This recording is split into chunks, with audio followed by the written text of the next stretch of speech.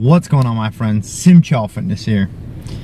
I wanted to talk to you guys today about, or I want to talk about something that is very rarely discussed in the fitness industry, right? We always hear about dedication, words like determination, words like commitment, words like no excuses, but rarely do we talk about words like failure, giving up, hopelessness, depression, right? Loss, pain, anger, hatred, right? We don't talk about those words. Why? I don't know. But they really are important as it pertains to getting in shape and becoming fit. Fear is another one, right? And I wanted to talk about those things with you guys today. You see, a terrible tragedy has struck me, and this has originally I uploaded a video about showing me crying on camera, totally losing it, because but I decided to take it down for reasons that I don't know. I just didn't have the balls to show myself in that way. So I took it down. Now, a friend of mine, a good friend of mine, a best friend of mine, namely TZVI FERENCE, just lost his battle to depression. And it's one of the saddest days of my life. The only time I can remember being sadder is when I got a divorce myself. I was about to get married in 10 days, and then I had gotten a divorce. That was 6 years ago. That was very, very difficult. But Svi was my joy in my life. He was my best friend. Over the years, we grew apart into adulthood, but we still always maintain that connection, and those memories will always be with me. That laughter is always within inside me. But with him gone and losing to depression, I feel like I could have done something about it. I feel like I'm almost responsible because there was something I could have done to help him. But that is just one tiny example. This happened just yesterday. I'm not gonna cry. I'm not gonna lose it on camera like I did before, but this is just one small example about something that can make you lose focus, right? Svi was a very athletic kid, and he was always athletic, but towards his adult years he gained lots of weight. He had a battle with he battled with being overweight. And I did everything I can to get him in shape, hoping that by getting him in shape, that would drag him out of his depression. And for the most part, it worked. But alas, he gave into it. This wasn't supposed to be a video about TZVI FERENCE, my friend, my best friend. But this video was long overdue, and this was just the final straw. Or not even a straw, this was the final hay barrel that was dumped upon me just yesterday, that I have to put this video out. The amount of discouraging things that happen to you when you're losing weight, especially when you're a lifter, is both mental and physical, are almost insurmountable. For one, I had a friend recently call me, a different friend, and tell me that I don't have what it takes. He told me this over the phone. He said that I have something, but I do not have what it takes. I do not have what it takes to be successful in life.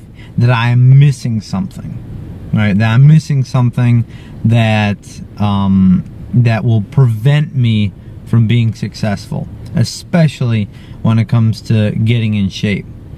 Now, and what hurt about that is I know he meant it. He meant it from the bottom of his heart, because I heard it in his voice.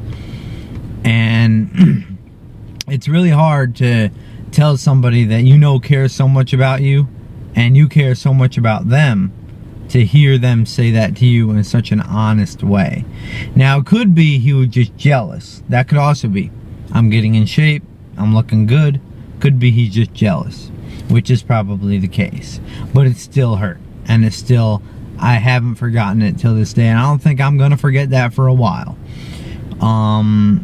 Another thing that really is difficult, I recently got into a number of fights, not actual fights, but near fights. And my girlfriend looked at me and she told me, she said, Simka, you're not as strong as you used to be. You're not as big as you used to be. Okay? You're not this 203-pound guy walking around. You don't have those muscles like you used to. You don't got that strength like you used to. She looks at me dead in the eye and says this. She says to me, you need to put on 30 pounds of muscle before you can ever consider fighting anybody. Now that may be a little pushing it, but the case in point is I'm no longer this big guy. I'm no longer this macho man. I can no longer bench 275 for reps. You know, not like I could when I was 203, right? And so therefore she looks at me and she says, you're not fighting anymore. You're not fighting for a long time, because you know what? You're not the man you used to be, and I don't want anything to happen to you. You can't go banging and swinging with other dudes at 180 pounds when you look like that. And that hurt. That really, really, really hurt, especially the way she said it, because I know that she cares about me. I know she doesn't want me to get hurt, because I'm a hothead, right? So I get up in people's faces, right? And I don't care about getting in people's faces, right? But apparently I can't do that anymore, or at least she doesn't want me to do that anymore, because I'm putting myself at health's risk. So that leads me to think, well, I'm not as big as I once was. I'm not as strong as I once was, okay? So why am I doing this diet again? Why am I looking to get shredded again, right? It brings me back to those original thoughts, like, why do I need this? What is the ultimate point, right? Why do I need to be below 180? Because I plan to go about to 167, 170, 165. You never know, right? I plan to ride this out all the way, no matter what it takes to get there. I'm probably going to stop around 170, but I still got at least 10 more pounds to lose, right? And just all these things circulating my head, you know, having my girlfriend tell me that I'm not as big and bad as I used to be, because I'm a man, right? I want to be big and bad, right? Having my other friend tell me that I don't got what it takes, having my best friend die on me just yesterday. I mean, it makes you think, like, why am I even here? What the hell do I need it for? It's, you know, just eating healthy and all this exercise. I could just shut down this channel tomorrow and nobody would be the wiser, you know? I mean, but what's important to take away from it is that you got to keep pushing forward. You know, I got this obsession with pizza. I can't say no to pizza. If you put pizza in front of me, I will eat it. I can't help myself. So the answer to that is not to put pizza in front of me, right? Don't look at it, don't smell it, don't see it, right? No eyes, no ears. I mean, no eyes, no smell, no see, right? Touch, touch, eye contact, or taste, or smell, right? So these are all things that are really, really struggling. Not to mention the fact, like I said, I mean, this goes without saying, my lifts are all going down, right? I'm looking good in my clothes, but I'm not looking nearly as big as I used to. I can easily put on all the shirts that used to be that my arms couldn't fit through because I had 17-inch biceps. I'd be lucky if I have 16 these days, you know, and that I'm expected to lose more weight on top of it, right? So these are all things that are really, really a struggle, really a struggle. And it gets harder and harder every day, right? And of course I think to myself, what about the muscle I'm losing? Is it even worth it? And everything that comes with it, right? Not to mention, I also have people telling me, yo, you didn't look like you lost any weight at all. That's also very hurtful. I can't tell you how many people have told me that. Hey, not even online. I'm saying people I know in real person, in real life. You know, hey, dude, you know, I say, yo, you lost weight? Yeah, I lost about 15 pounds, 15, 20 pounds.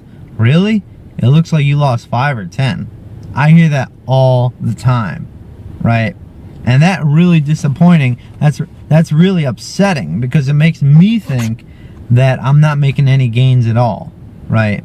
Not to mention, right, I mean, I look at myself in the mirror and I don't look as big, I don't look as bad, right? I don't look as buff, I don't look as strong. That's really, really difficult to a guy who takes pride in his strength, to understand that I can no longer deadlift 405. I'll admit it, I can't do it. It's going to take some training to get back up to that point. Now, some of you may be like, yo, deadlift 405, that's baby weight. Man, for me, it's not. You know, and to have a 1,000-pound total, or 1,100-pound total, like I do, or like I did, right? I thought that was a real accomplishment for a natural lifter, a natural guy who's not even into his 30s yet, right? Who was 25 when I hit that 1,000 or 1,100-pound total. So those are some real nice numbers there for all you guys who want to talk crap and say 405 is not a good deadlift, right? I'm not saying my deadlift is, by the way, my weakest exercise, just by the way. Then comes squat, and then I'm best at bench, right? Actually, I'm best at curls. But man, that's all besides the point of this video.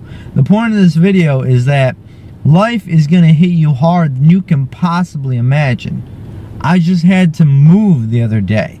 So I had to move all my stuff. And in the middle of moving, I had to tell my father that I couldn't miss a workout. And I left him to deal with my furniture. And I told him that I would have to get it tomorrow. And so he left, of course, and I told him he should, right? So this way, otherwise I would have felt really bad. But, you know, all these things try to distract you from working out. Moving, switching schools, which I didn't switch any schools, but trying to start a business. I'm trying to start a business. You know, just all this stuff, you know, getting ready to get married. You know, these are all things, even though some of them are positive things, right? They still distract you from your major goal, which is getting in shape and essentially getting the body and the aesthetics that you want, right? And it's very, very difficult, and it never lets up, and every day is a new challenge. Every day is a new challenge. And I just wanted to tell you, I want to leave this whole very long now. We're running about 13, 14 minutes here. And I wanted to tell you guys my struggle, right?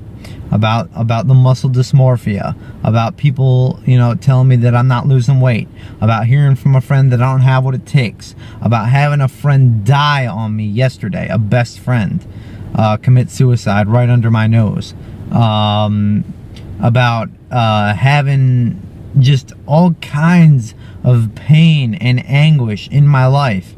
And you still have to push forward. You still have to push beyond it. You still have to overcome that adversity. And sometimes you just can't do it.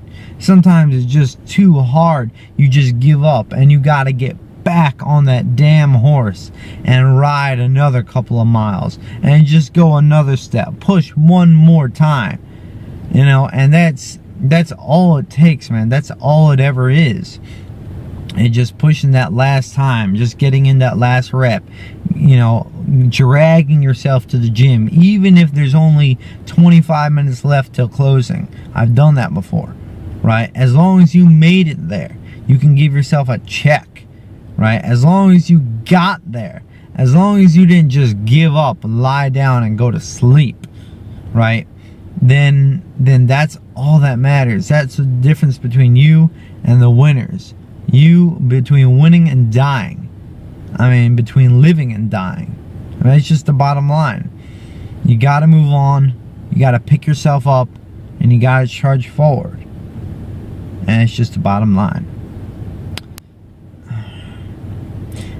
It's my hope and pray that everybody watching this, trying to get their fitness goals, trying to get in shape. I shouldn't even say fitness goals, because that doesn't sound like that's like demeaning to what it really is.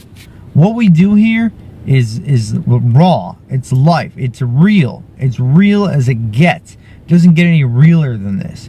Making sure getting in shape and staying in shape is not a game. That's why I have this shirt from Mark Lobliner. Not a game. TigerFitness.com. Not a game. Not a game. It's not a game. It's real.